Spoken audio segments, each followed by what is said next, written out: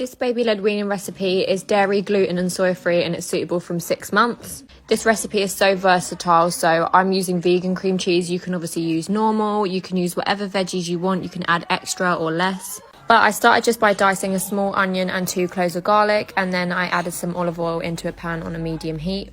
Whilst the oil was just heating up, I cracked an egg and whisked it ready for my egg wash. And then I added in my onions and garlic to the pot and let that soften for a couple minutes before adding in a large handful of spinach.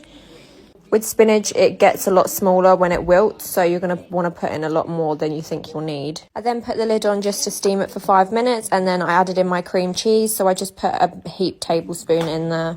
I did end up needing to add a little bit more, but just add it bit by bit until it's a nice consistency. You don't need to do this on the heat, as the heat from the pan and the spinach will melt the cream cheese anyway, and that's what it looked like once I was finished with that. So this is a sheet of gluten-free puff pastry that I've just left out the fridge for 10 minutes so it's easier to work with. I'm just spreading it out with a spatula, and I ended up having a bit too much mixture for my pastry, so I just cut the end off. And then all I'm going to do is just roll it widthways all the way to the end. It's probably a smart idea to not cut the pastry until you've rolled it, because as you can see, the mixture was sort of coming out.